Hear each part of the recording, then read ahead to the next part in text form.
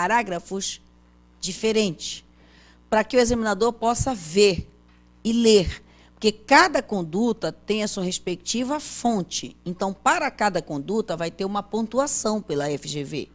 Então, se você diz rescisão indireta porque não concedeu férias, é um artigo. Você diz rescisão indireta porque ofendeu, é outro artigo. Aí, quando vira o gabarito, vai dizer, arguiu rescisão indireta? Sim. Colocou o artigo 483D, um tanto de ponto. Colocou o 483E, outro tanto de ponto. Então, toda vez que eu tenho fontes diferentes, na realidade, me trazem a ideia de parágrafos diferentes também, tá? Parágrafos, se possível. Na pior das hipóteses, ponto em seguida, ou como diz São Paulo, ponto na mesma linha. Mas não separem condutas faltosas por vírgula, ok? Sempre ponto, para a gente poder dar o destaque que cada uma delas merece. Ok. Na rescisão indireta, eu não tenho 467, 477, mas eu não preciso começar a peça pela rescisão indireta. Eu posso ter outros direitos que antecedem a rescisão indireta, inclusive direitos estes que vão alterar o salário do empregado. E a rescisão indireta, as verbas rescisórias, já deveriam ser pagas com aquele novo salário. Então, não é porque é rescisão indireta que vocês precisam começar a peça pelo fim do contrato. Que a rescisão indireta é o fim do contrato, é a extinção. Se tiver problema de salário, se tiver problema de jornada, tratem disso normalmente, continuem seguindo a fórmula. Para não acontecer de você se empolgar com o item rescisão indireta e esquecer de abordar um item relacionado a salário ou relacionado à jornada. Até porque a rescisão indireta vai gerar obrigatoriamente verbas rescisórias. E as verbas rescisórias têm que ser pagas com base no salário correto. E se o salário não estava correto, eu já deveria tê-lo arrumado na minha petição. Tá? Então, continuem seguindo a fórmula.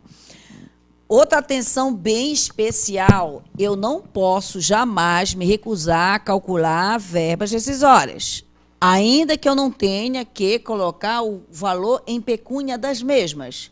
Mas eu tenho que ter avos de 13º, avos de férias proporcionais, dias de aviso prévio, dias de saldo de salário. Não posso ir lá e dar uma de João sem braços e verbas rescisórias, no genericão, tá? Tem que calcular, independente do rito. Esta ação ainda pode vir cumulada com dano. E esse dano pode ser dano moral, material, estético, conforme a gente falou ontem. Não tem nenhum impedimento também. A última prova, por exemplo, da FGV, caiu mais de um dano. Não é porque vai cair dano moral que não pode ter dano material. Eu tive um aluno que me disse assim, professor, eu fiquei na dúvida se tinha os dois. Tem que ter dúvida, gente, porque um dano não exclui o outro. Se tem as duas circunstâncias, vão existir os dois danos. Agora, é possível que só tenha um dano moral, como é possível que só tenha o dano material. Ok?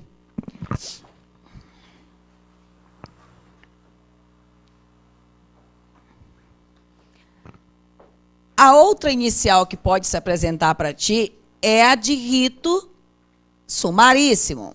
Então, essa ação trabalhista de rito sumaríssimo, como é que eu vou fazer com essa? Primeiro, vamos relembrar os cuidados que eu tenho que ter para identificar essa moça. É mais fácil de cara eu já dizer quando ela não é. Esse 852A a 852I, CLT, combinado com 282 do CPC. Tá. Lembra que existe logo as excludentes de rito sumaríssimo. Quais são as excludentes? Se o réu está em local incerto e não sabido, não é rito sumaríssimo. Outra excludente, se há pedido de dano moral, que é um pedido que requer arbitramento do juiz, não há rito sumaríssimo. Outra excludente, se não tem período contratado, eu não tenho como calcular. Então, não é rito sumaríssimo. Relacionado a verbas rescisórias. Pode ter, se for relacionado, a multa do 477, porque o cara vai dizer o contrato, nem precisa dizer o início do contrato. Pode só dizer o contrato findou tal data. E foi paga as verbas rescisórias em tal data. Aí seria um sumaríssimo de multa. Ave Maria, se caísse uma peça dessa para vocês, seria lindo, porque era um assunto só, maravilha da maravilha da maravilha. Não vale sumaríssimo se for em face da administração pública direta, autárquica e fundacional. Não vale sumaríssimo se tiver uma liminar para ser pedida, se tiver rescisão indireta, se tiver uma tutela antecipada para ser pedida. Quando é que eu posso pensar que eu estou diante de um sumaríssimo? Quando é que eu corro risco de sumaríssimo? O que é que tem que vir na prova? Valor de salário, período de contrato. Isso aqui, ó, valor de salário, período de contrato, retirando aquelas outras coisas, aí sim me cheira sumaríssimo. Só que aí eu não vou ficar preocupado com a matemática. Que cuidado eu tenho que ter? Vou fazer aquele cuidado de lá, ó, vou rascunhar a peça, igual como a gente fez ali, e vou aplicar a fórmula. Quando eu aplicar a fórmula, pode ser que eu exclua a possibilidade de sumaríssimo, porque eu enxergo outras coisas.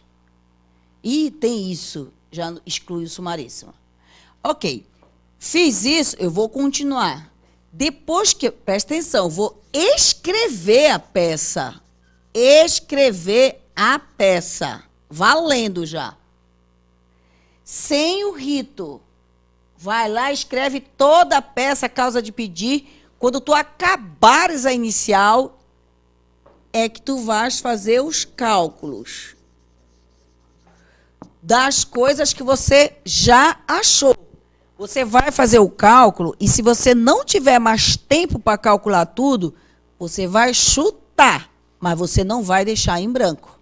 Porque a gente tem como recorrer de um chute errado, mas eu não tenho como recorrer de um valor que não existe. Tá? Então, o que é que eu vou fazer? Ah, era para eu apurar 33 dias de aviso prévio. Eu sei que o salário do cara é 800, aí eu coloco qualquer coisa acima de 800. Porque se 30 dias são 800, 33 dias vai ser alguma coisa além de 800.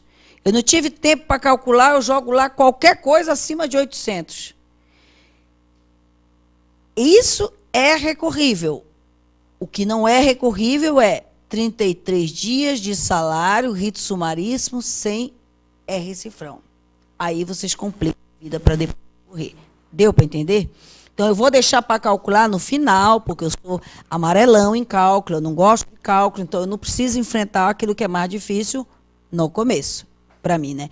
Obviamente que eu sei que nessa sala eu tenho alunos contadores, também contadores, que isso não é o maior problema dele. Então, o que é que eu vou fazer? Se isso não é o maior problema, eu posso imediatamente achando os direitos e calculando, tá?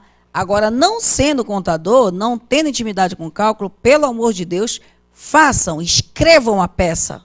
Porque se vocês não conseguirem calcular, chutem qualquer valor e vocês têm chance de passar.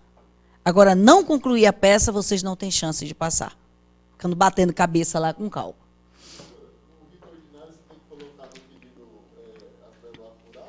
Não precisa. Não precisa, porque rito ordinário ele não te exige nenhuma apuração, tá?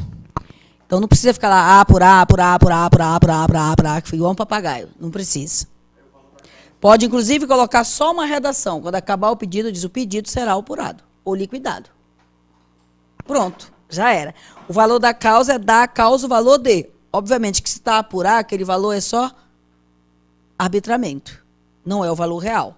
O valor real dela vai ser pós-liquidação de sentença. Tá?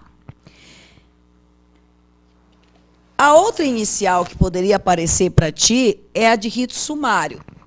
Esta, a gente não pode esquecer da criança, porque eu sempre tenho receio do rito sumário como pergunta, tá, gente? Aquela inicial que é até 2 salários mínimos. Ela é uma ótima inicial para pergunta, sem esquecer que ela caiu na primeira fase. Tá? Então, ela, para mim, é uma grande chance de pergunta da segunda fase. E vou justificar a minha preocupação. Alguns doutrinadores no Brasil, eles têm... Doutrinadores, não. Vou consertar a minha fala. Algumas pessoas que publicam livro no Brasil, um doutrinador é outra coisa, publicam o livro e escrevem coisas inaceitáveis do ponto de vista doutrinário. Tem muito doutrinador